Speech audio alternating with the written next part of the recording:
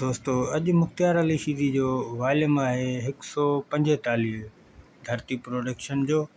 ऐं हिन जो ॿियो कवर असां वटि कोन आहे ओरिजिनल जेको आहे, ऐं हिन ते वीडियो ठाहियूं पिया। ऐं हिन में हिकिड़ो मशहूरु गीत आहे बख़्शल शाह जो। कलाम जा ॿोल आहिनि, है दिलबर ॾाढी देरि कई थी। ऐं कुझु दोस्तनि कमेंट्स कया आहिनि, कमेंट्स शामिलु कयूं।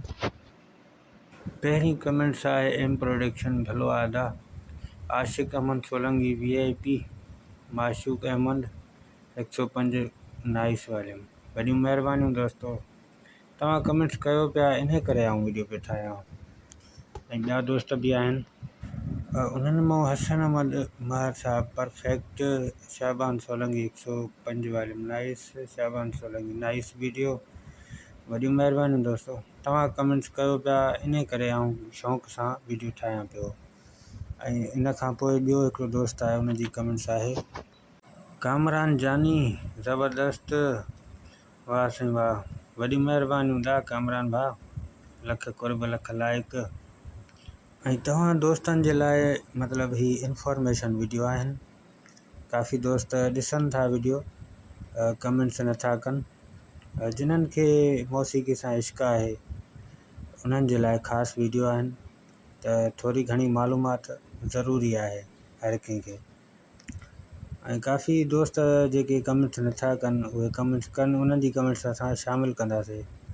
काफ़ी दोस्त ख़ुशि बि थियनि था, उन्हनि जी कमेंट्स शामिलु थिए थी, उन्हनि जा नाला खयां वञनि था, कमेंट्स में उन छा लिखियो आहे उहो शामिलु कयो वञे थो।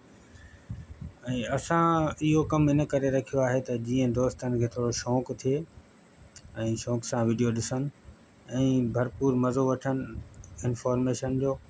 कहिड़े साल में एल्बम आयो आहे, कहिड़ा कलाम आहिनि, कहिड़नि शाइरनि हिन खे कलाम ॾिना आहिनि, ऐं उहे एल्बम मशहूरु विया या कोन विया, उन्हनि जे बारे में बि आऊं सभी खे ॿुधायां थो हर वीडियो में। ऐं हिन एल्बम में आहिनि 8 कलाम आहिनि, ऐं तव्हांखे हिननि जा कलाम सभई ॿुधायूं था ऐं शाइरनि जा बि नाला ॿुधायूं था।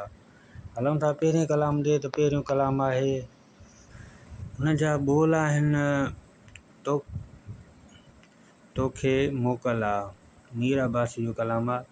उन खां पोइ आहे बख़्शल शाह जो कलाम आहे, न हथ में ॾे, न हथ में ॾे करो जानी। हाणे इहो सिराइकी कलाम आहे। ऐं उन खां पोइ मीर अब्बासी जो कलाम आहे, मूंखे कसम ते कसम थो ॾीं सोना। उन खां पोइ बख़्शल शाह जो कलाम आहे, विढ़ूं छो था विढ़ूं। उन खां पोइ साइड B में हलिया वञूं, उन में पहिरियों आहे मीर अब्बासी जो कलाम आहे, असां जो अला अथई मिठा। ऐं हिननि एल्बमनि में जेको मुख़्तियार शीदी जो आवाज़ु आहे न, थोरो वज़नदार आवाज़ु आहे। ऐं उन खां पोइ ॿियो मीर अब्बासी जो कलाम आहे, ईअं त नाहे थींदो मिठा। उन खां पोइ आहे अथई उमिरि 18 साल जानी। उन खां पोइ आहे आख़िरी कलाम बख़्शल शाह जो, हाय ॾाढी देरि कई थी दिलबर तूं। एल्बम कंप्लीट थी चुको सोना साईं। हिन एल्बम जो टाइटल आहे वॉल्यूम 145, शुरू में आउं ॿुधाए चुको आहियां। हिन जी रिकॉर्डिंग जेका आहे मुमताज़ लकी सखर, असल में ही कंपनी आहे सखर जी, सखर घंटाघर, पर हिन जी तक़रीबन रिकॉर्डिंग जेका थींदी हुई कराची में कंदा हुआ। उन्हनि जो अलॻि स्टूडियो हुयो कराची में, उते रिकॉर्डिंग थींदी हुई, नालो धरती प्रोडक्शन हणंदा हुआ। कैसेट डपिंग थी ईंदी हुई, हिकु ओरिजिनल डपिंग थी ईंदी हुई, पोइ उन तां वरी ॿिया पीस ठाहींदा हुआ। पहिरियां पीस थोरा ठाहींदा हुआ, 500-1000 पीस ठाहींदा।